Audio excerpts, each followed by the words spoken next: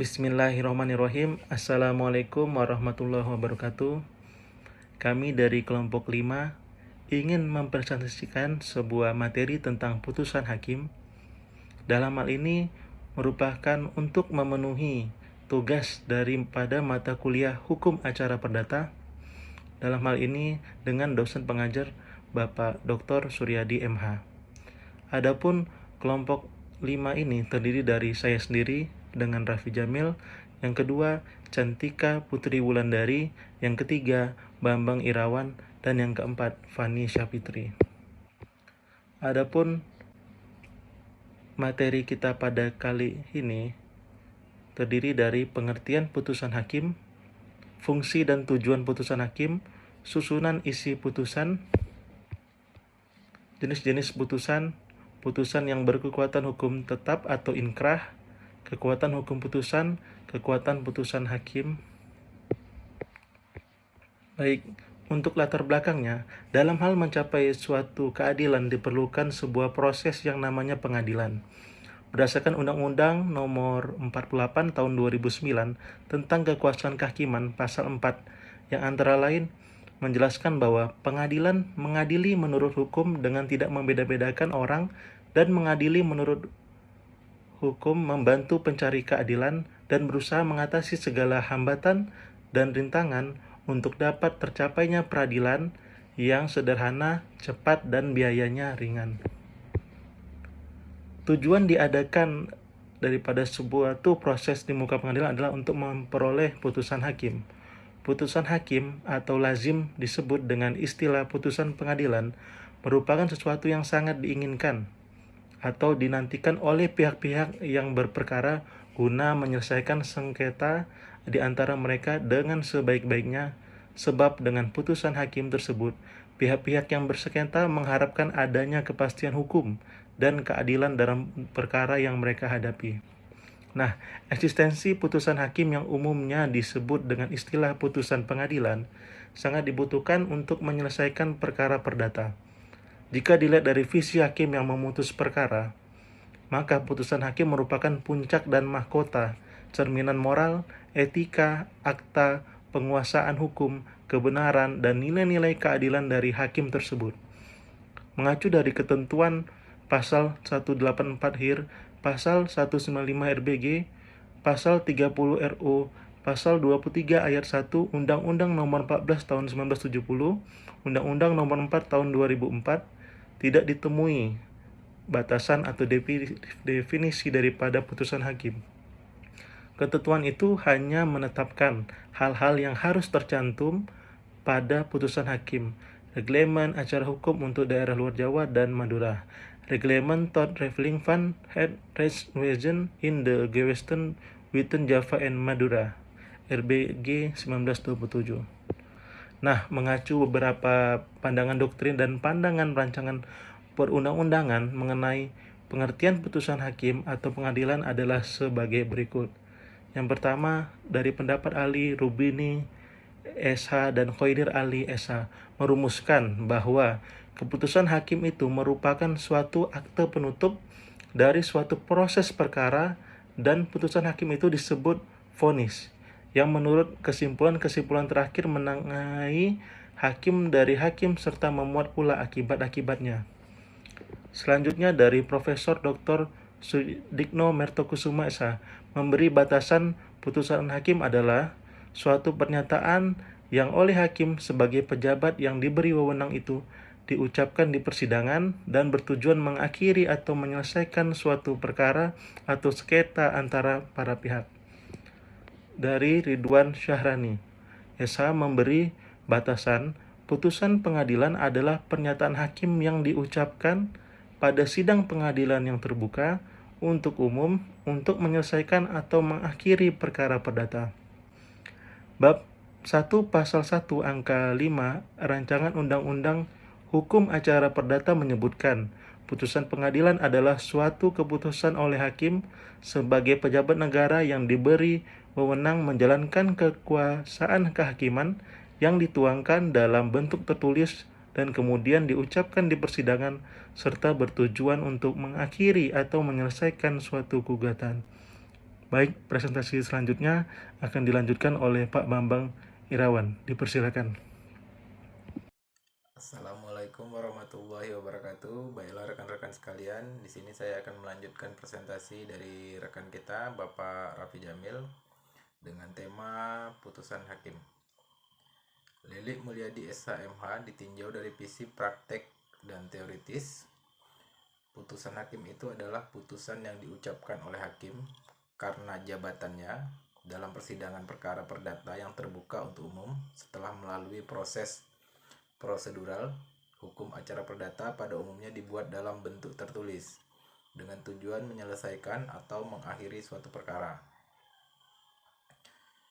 Dari batasan yang diberikan oleh Lilik Mulyadi, maka secara detail dapat disebutkan bahwa putusan hakim merupakan putusan yang diucapkan dalam persidangan perkara perdata yang terbuka untuk umum. Putusan hakim harus diucapkan dalam persidangan yang terbuka untuk umum sehingga sah dan mempunyai kekuatan hukum. Yang kedua adalah putusan dijatuhkan setelah melalui proses atau prosedural hukum acara perdata pada umumnya. Prosesuil. Hakim menangani perkara perdata itu mulai tahap perdamaian, pembacaan surat gugatan, jawaban gugatan, replik, duplik, pembuktian, kesimpulan, musyawarah hakim, dan putusan. Prosedural, yakni mulai tahap memasukkan surat gugatan, didaftarkan surat kuasa khusus agar sah apabila perkara dikuasakan, dan sampai penetapan majelis hakim atau hakim tunggal. Yang ketiga adalah putusan dibuat dalam bentuk tertulis. Persyaratan bentuk tertulis ini dimaksudkan agar putusan hakim tersebut dapat diserahkan kepada pihak yang berperkara, dikirim kepada Pengadilan Tinggi atau Mahkamah Agung Republik Indonesia apabila yang bersangkutan melakukan upaya hukum, banding atau kasasi, bahkan publikasi dan sebagai arsip yang dilampirkan dalam berkas perkara. Yang keempat, putusan hakim tersebut bertujuan menyelesaikan atau mengakhiri suatu perkara.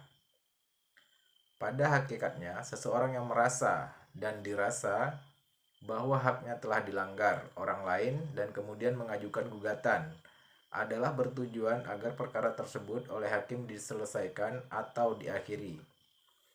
Alat atau sarana penyelesaian perkara adalah melalui putusan hakim.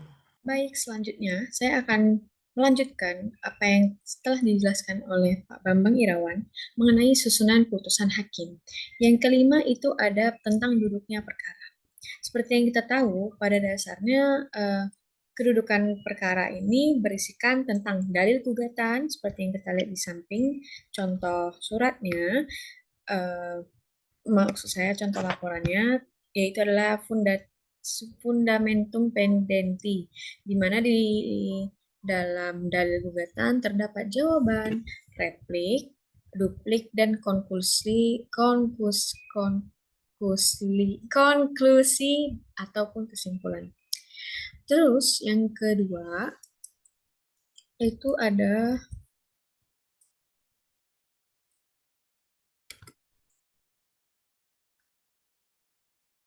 maaf. Nah, yang kedua di dalam tentang duduknya perkara itu ada alat-alat uh, bukti yang ditunjukkan oleh para pihak di dalam persidangan,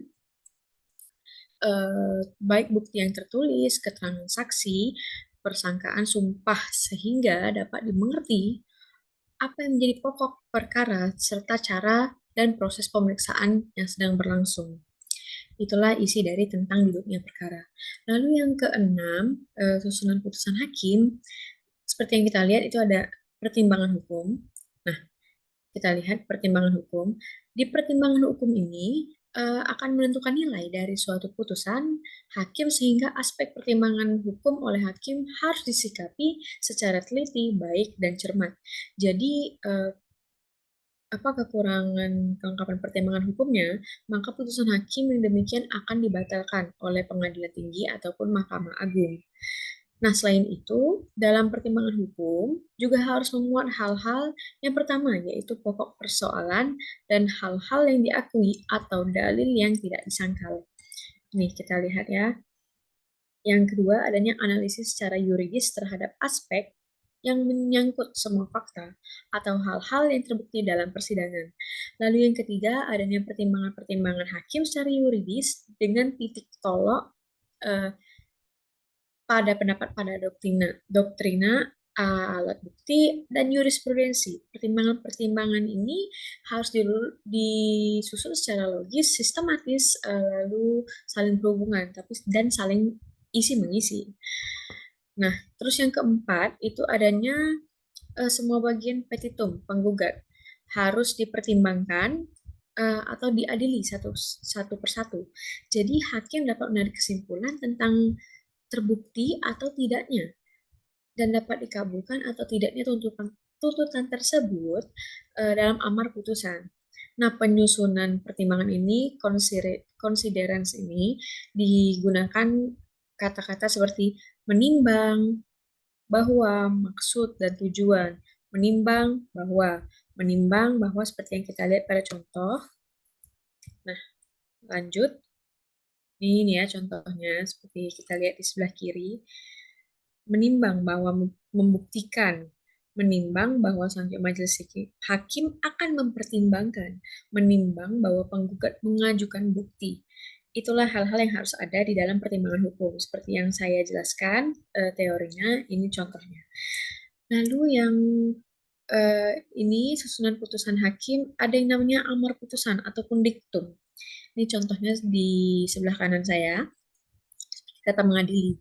Amar putusan hakim ini merupakan aspek penting di mana ini adalah isi dari putusan sendiri dan dimulai dengan kata mengadili. Amar putusan hakim ini isinya apa? Isinya tentang hal-hal seperti apakah seluruh petitum dari gugatan dikabulkan, seluruhnya ataupun sebagian dikabulkan, ataupun selebihnya ditolak, dan atau seluruh gugatan ditolak. Hal ini merupakan amar yang disebut dengan dispositif. Lalu yang kedua, dengan adanya penetapan mengenai dikabulkannya sita jaminan atau conservatoire beslat atau revindicatoir beslat, maka penetapan ini dalam putusan harus secara sah dan berharga. Harus dinyatakan sah dan berharga. Akan tetapi, apabila aspek dalam gugatan yang ditolak, maka sita jaminan atau yang saya sebutkan tadi harus diperintahkan untuk diangkat. Lalu yang ketiga, adanya pihak mana yang mana itu tergugat dan penggugat yang dihukum secara jelas untuk membayar biaya perkara. Ini yang seperti yang kita lihat nih, sebelum saya masuk ke biaya perkara, saya ingin kalian semua lihat di sini ada mengadili. Tuh, yang nomor 1 menyatakan tergugat telah dipanggil seperti yang saya tampilkan di layar. Terus yang kedua mengabulkan gugatan penggugat untuk seluruhnya dengan fair stake. Dan yang ketiga ada menyatakan bahwa perkawinan antara penggugat dan tergugat seperti yang saya jelaskan tadi, adanya pihak mana penggugat atau tergugat dihukum secara jelas untuk membayar biaya perkara. Lalu yang keempat memerintahkan panitera PN atau pejabat ditunjuk untuk mengirimkan salinan putusan ini. Lalu yang kelima ada memerintahkan para pihak melaporkan dinas Disduk Capil di mana ya seperti yang kita lihat di sebelah kanan saya ya. Terus ini yang saya mau bilang tadi ya, menyatakan perkawinan antara penggugat dengan tergugat, di mana adanya pihak penggugat atau tergugat yang dihukum secara jelas untuk membayar biaya perkara. Biaya ini harus tegas dicantumkan dalam putusan, karena menurut pasal 182 HIR, pasal 193 RBG meliputi biaya kantor panitera pengadilan, dan biaya materai, yang kedua biaya saksi ahli dan juru bahasa. Nih, seperti yang kita lihat ya, biaya saksi ahli dan juru bahasa termasuk biaya sumpah dengan pengertian pihak yang meminta diperiksa lebih dari 5 orang saksi dan satu peristiwa itu juga tidak boleh menuntut kesaksian lebih dari itu pada lawannya. Lalu yang ketiga ada biaya pemeriksaan setempat dan perbuatan hakim yang lain. Yang keempat, gaji petugas yang diperintahkan melakukan panggilan, pemberitahuan, serta jurusita yang lain. Yang kelima, ada gaji yang harus dibayarkan kepada panitera pengadilan atau petugas lain karena melaksanakan putusan tadi. Selain itu, dalam menjatuhkan amar ini, eh, hakim itu harus berhati-hati dan wajib mengadili semua bagian tuntutan. Dilarang menjatuhkan putusan yang tidak dituntut atau mengabulkan lebih daripada tuntutan. Ini terdapat dalam pasal 178 ayat 2, ayat 3 HIR, pasal 189 ayat 2, ayat 3 RBG. Nah, ini ya seperti yang saya bilang tadi itu biaya perkara. Oke. Kita masuk susunan yang ke-8, ini ada tanggal musyawarah atau diputuskannya perkara tersebut dan pernyataan bahwa putusan diucapkan dalam persidangan untuk terbuka umum. Ini itu eh, dilakukan harus secara terpisah dengan tanggal putusan diucapkan dalam persidangan terbuka umum karena dilakukannya secara langsung. Nah, musyawarah hakim secara langsung akan mempengaruhi amar putusan. Mahkamah Agung RI telah menggariskan bahwa musyawarah dilakukan melalui tata cara seperti rapat permusyawaratan hakim bersifat rahasia terdapat dalam pasal 19 ayat 3 Undang-Undang Nomor 4 Tahun 2004, dihadiri oleh ketua majelis, para hakim anggota, dan panitera pengganti. Yang kedua, ada ketua majelis, ini akan mempersilahkan hakim anggota 2 untuk mengemukakan pendapatnya. Kemudian hakim anggota 1, yang terakhir itu ada ketua majelis yang menyampaikan pendapatnya. Semua pendapat itu harus dikemukakan dengan jelas, dengan menunjuk jurisprudensi yang tetap dan doktrin yang mantap. Lalu yang ketiga, ada keputusan sedapatnya diambil dengan suara yang bulat. Apabila mengenai suatu pendapat yang perbedaan pendapat, harus dibawa ke sidang pleno atau untuk dipecahkan bersama. Dan yang keempat, dalam hal dua pendapat yang sama, hakim harus kalah suara. Maka hakim yang kalah suara juga dalam hal yang bersangkutan adalah ketua majelis harus menerima pendapat tersebut. Yang kelima, pada waktu keputusan diucapkan, konsep putusan yang lengkap harus siap, yang segera setelah putusan diucapkan akan diserahkan kepada panitera pengganti untuk diselesaikan lebih lanjut. Dan yang terakhir itu, semua putusan pengadilan adalah sah dan mempunyai kekuatan hukum apabila diucapkan dalam sidang terbuka untuk umum. Oke, kita lanjut ke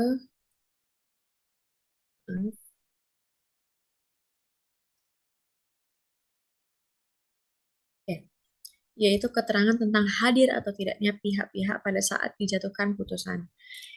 Di sini ditegaskan dalam putusan bahwa pihak yang berkepentingan dan pihak ketiga mengetahui bahwasannya putusan telah dijatuhkan dengan kehadiran atau tidak kehadiran para pihak berperkara. Dengan adanya kehadiran ini, kehadiran atau ketidakhadiran para pihak berperkara dengan karena ini menyangkut seperti misalnya mendengarkan secara langsung isi atau materi putusan. Nah, sedangkan kalau salah satu pihak ini nggak hadir, maka isi atau materi putusan ini diberi indikasi bahwa putusan dijatuhkan merupakan first take atau putusan kontraktual. Nih ya, kita lihat. Nah, dari contoh putusan yang saya ambil itu adalah putusan secara first take. Seperti yang saya bilang tadi, di mana salah satu pihak nggak hadir. Oke. Nih, contohnya ada di sebelah kiri slide. Nah, menimbang bahwa oleh karena gugatan penggugat dikabulkan seluruhnya dengan first take, seperti yang saya bilang tadi, first take itu adalah di mana dari tergugat ataupun penggugat salah satunya tidak hadir untuk mendengar isi atau materi dari putusan yang akan diputuskan oleh hakim. Oke.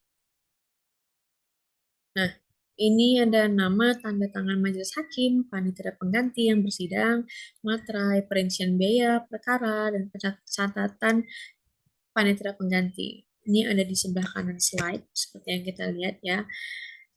Di sini itu ada dalam ketentuan pasal 183 ayat 3 HIR Pasal 195 ayat 3 RBG, Pasal 25 ayat 2 Undang-Undang Nomor 4 Tahun 2004 yang menentukan bahwa tiap putusan pengadilan ditandatangani oleh ketua serta hakim yang memutus dan panitera pengganti yang bersidang.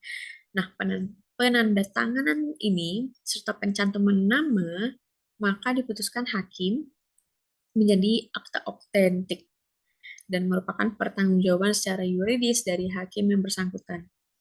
Dalam putusan perdata diberi materai ini sebesar Rp10.000. Mana kita lihat ya. Nih di sebelah kanan saya slide perincian biaya nomor 1 materai itu ada Rp10.000. Nah, diletakkan di samping ketua majelis hakim dan di dalam materai tersebut ditulis tanggal, bulan, dan tahun penandatanganan. Yang terakhir dicantumkan putusan hakim perincian biaya seperti biaya putusan, redaksi putusan, biaya materai, biaya panggilan, dan lain-lain. Nah, selain itu, putusan hakim oleh panitera pengganti yang bersidang diberi catatan tentang perkara ini. Apakah para pihak menerima putusan ataupun tidak untuk mengajukan banding, atau dalam hal tidak mengajukan sikap para pihak selama 14 hari tidak melakukan upaya hukum banding sehingga putusan ini berkekuatan hukum atau inkrah van wejdes.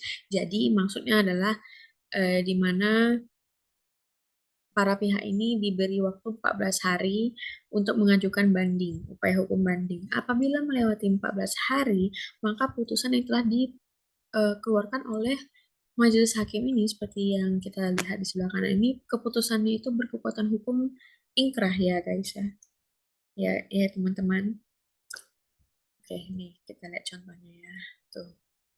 Ini ada perincian biaya seperti materai 10.000, redaksi atau tadi apa ya? Redaksi itu tuh seperti ya redaksi putusan gitu.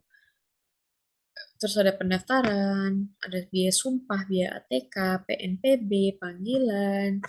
Nah, ini dengan totalannya ya. Nah, kita masuk ke jenis-jenis putusan hakim. Ini akan dijelaskan oleh teman saya, Fani Syafitri. Kepada Fani, kami persilahkan.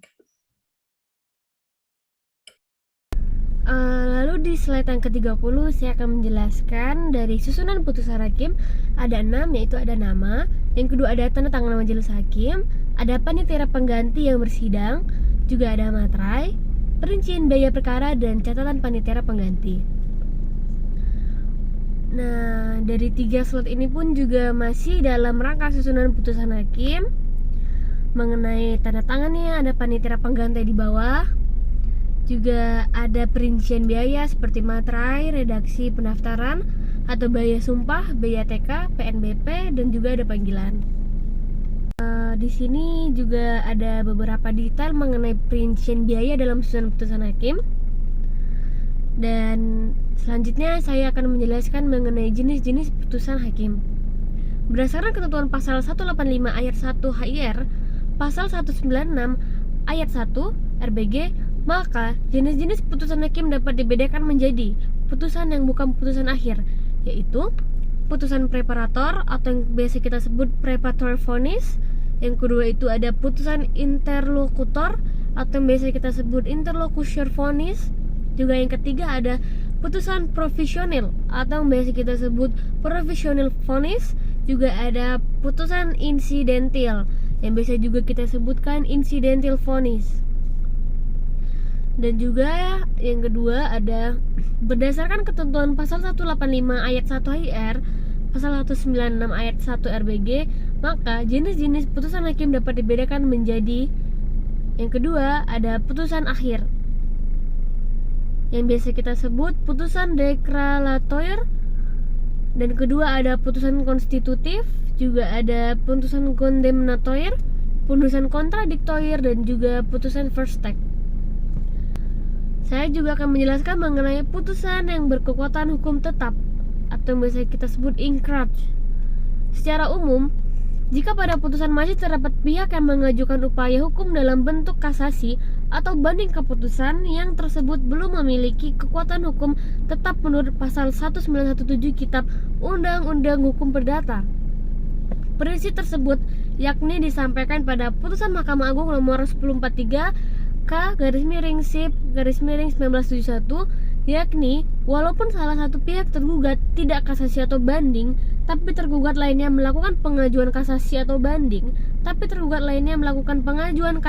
banding, putusan tersebut belum memiliki kekuatan hukum tetap, sehingga putusan belum memiliki kekuasaan eksekutorial, yakni pada tergugat yang tidak mengajukan upaya hukum, terlebih pada tergugat yang melakukan pengajuan upaya tersebut.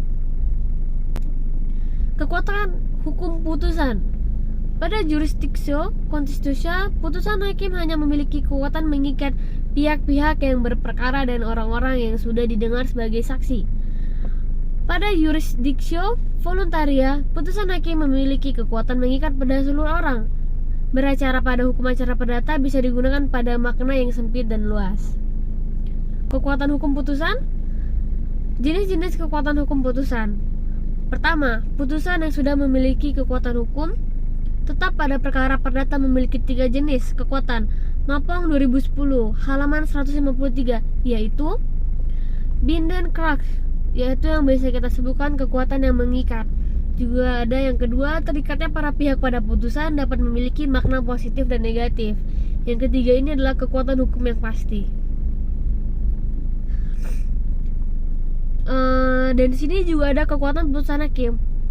Menurut doktrin, dalam putusan yang telah mencapai yang mempunyai kekuatan hukum tetap terdapat 3 macam kekuatan untuk dapat dilaksanakan. Yang pertama itu ada kekuatan mengikat, kedua itu ada kekuatan pembuktian, yang ketiga juga ada kekuatan eksekutorial. Kesimpulan, putusan hakim guna menyelesaikan sengketa di antara mereka dengan sebaik-baiknya. Putusan hakim memiliki fungsi memeriksa, menyelesaikan, memutus perkara yang diajukan. Putusan itu jangan sampai menambah permasalahan atau memunculkan kontroversi untuk masyarakat maupun praktisi hukum yang lain. Putusan hakim itu memiliki tujuan mengakhiri atau menyelesaikan. Susunan isi putusan hakim itu dikenal, tumbuh, dan berkembang dalam kebiasaan praktik peradilan perkara perdata. Pada hakikatnya, susunan dan isi putusan hakim dalam perkara antara lain keputusan, nomor register perkara, nama pengadilan yang memutus perkara, identitas kedua pihak, tentang duduknya perkara, pertimbangan hukum, amar putusan atau yang bisa kita sebut diktum, tanggal musyawarah atau diputuskan perkara tersebut, dan juga ada pernyataan bahwa putusan diucapkan dalam persidangan terbuka untuk umum, dan keterangan tentang hadir atau tidaknya pihak-pihak saat putusan dijatuhkan, nama, tanda tangan majelis hakim, panitia pengganti yang bersidang, materai, perincian biaya perkara dan catatan panitia pengganti. Dalam putusan yang mempunyai kekuatan hukum tetap terdapat 3 macam kekuatan untuk dapat dilaksanakan, yaitu kekuatan mengikat, kekuatan pembuktian, dan kekuatan eksekutorial. Terima kasih sudah memperhatikan PPT dari kelompok kita. Sekian dari saya, terima kasih.